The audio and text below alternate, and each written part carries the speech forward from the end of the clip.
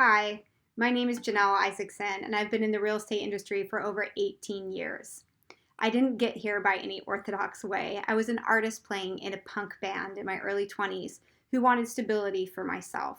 And I saw home ownership as one of the very few, if not only, solutions outside of giving up my life as an artist and getting a job to find that stability.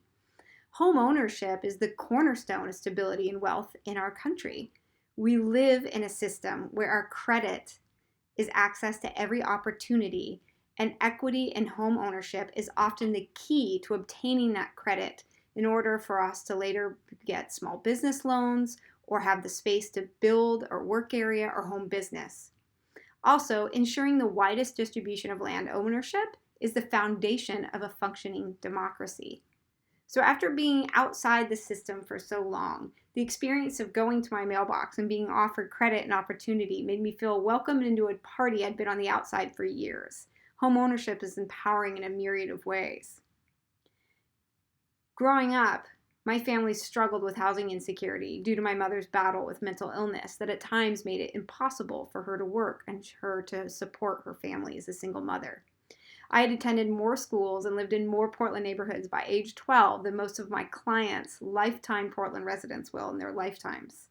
It was not hard to recognize at an early stage what housing security meant for other families in the terms of safety, ability to focus on school, complete education, interdependence on neighbors you know for resources and assistance, teachers who knew you well enough to invest in you and challenge you. The list goes on. I'm lucky, however, I had extended family. So eventually, my brother and I learned to work the system. We lied about our address. We attended school in their districts for those opportunities of stability. It was another layer of fear and anxiety on our lives that we managed on a daily basis to have the opportunity for a better education. So I feel like it puts me in a unique position in my industry to talk about issues in our housing system and to understand those issues because I've been both a loser and a winner in this system. I came out of a childhood of housing insecurity and poverty to own over $7 million of real estate, and I built a real estate company who holds the #1 market share in our city of Portland. My company serves the needs of buyers, sellers, tenants, and landlords. It was important to me whether you owned your living room or not. I wanted to be the resource for our community to find home. Before the coronavirus hit, I have to be honest, my property management team and I were ready to throw in the towel. We cared deeply about our city and community, and it was frustrating, and we were dismayed by the us versus them stance that our local city government has taken around housing. Every message that we've gotten from our city is that landlords are the bad guys, that we exploit, and much needs to be done to prevent us from harming our tenants. From where I sit, I see us as the answer. Then this crisis hit, and we realized that our community would need us more than ever. Our landlords would need us to help navigate this, to hold on to their property, and tenants would need us to help them stay in their units so they had stable housing.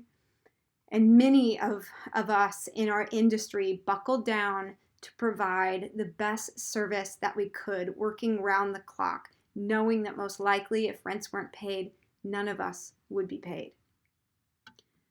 So if there's one thing I'm hoping that we take from this period of Corona, is that we are all in this together. We have been seeing that from the responses from our tenants and our landlords. We see that in the studies shown that people think that there's equal responsibility between government, tenants, and landlords to keep people housed. There are no good or bad guys. And I think it took this shutdown for us to see each other anew. So I want to talk about what a win-win for both government, housing providers, and tenants looks like. Empowering housing providers to be the solution, not the problem, because we desperately need more housing. Our democracy, our schools, our neighborhoods, our city depend on flourishing citizens who can contribute and give back. So housing and security and stability, it helps us as a community lower crime, lower drug use, mental health emergencies, emergency room visits, and raises the outcomes for children. The first thing that I would propose is that we ensure we are supporting and encouraging independent landlords to hang on to investment properties so that they remain in the hands of local investors. Our new landlord tenant laws in Portland are discouraging independent landlords, and they are choosing to exit the market. Their rental may be one of the few investments they have, and in my experience, they care for it and the tenants that live in it in a much deeper, more rooted way than an institutional landlord. So, in conjunction with announcing tenants no longer need to pay rent during a crisis and giving relief from notices and late fees and payments, which I think all makes sense, we also need to ensure we are extending that support to landlords to work out how they get relief from banks, mortgages, and offer incentives to work with tenants to keep their units occupied. Number two, a win-win I would propose is special financing available to landlords to purchase investment property if they agree to keep rents at or below MFI for tenants for a fixed term of years. These programs need to be looked at through an equity lens. We're currently working with an ADU program. An ADU is an accessory dwelling unit, the rental that is built on your existing property. This program is called Back Home ADU, and it's proposing to do just this. You can have an ADU built on your property for very low interest if you agree to rent to those with medium income for reduced rent. This is a win-win for the city, and those in the income bracket include firefighters, police officers, teachers, and other city employees that we want to have living in our metro neighborhoods they work in. Number three, I think we need as a country to seriously look at housing vouchers. This creates a win-win for tenants and housing providers and creates competition that can help steady the rise of rents. Every family below the median family income level would qualify for a housing voucher that would allow them to live wherever they wanted. 30% of recipients' income would go to rent, and the rest would be made up by the voucher. We would see evictions plummet, reducing costs for housing providers and raising returns.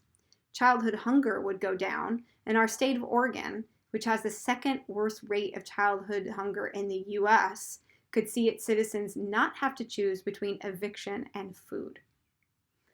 This reduces healthcare costs, and children and parents have the opportunity for learning and increasing skills in a stable environment to improve their outcomes and incomes eventually. A large influx of stable renters would incentivize landlords and builders to provide more housing that meets market demand. It empowers the tenant with say about the neighborhood that they live in and puts pressure to meet those demands where they want to live versus forcing tenants into low housing income offered as the only choice. This is better for schools and for families. And as a small business owner, I can also see how this stabilizes the workforce and allows for businesses to have access to a already stable workforce. Vouchers could help enforce safety and maintenance as well. Properties would need to qualify to receive them, and no discrimination would be allowed.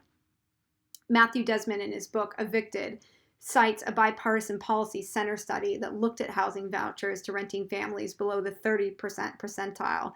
And the study showed it would require an additional $22.5 billion increase in total spending on housing in the U.S. That would make our total housing spend in the U.S. $60 billion. The argument is that it probably costs far less.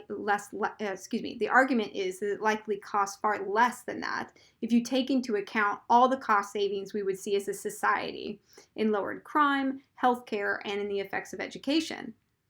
So to put this into a frame of reference, we already give homeowner tax benefits.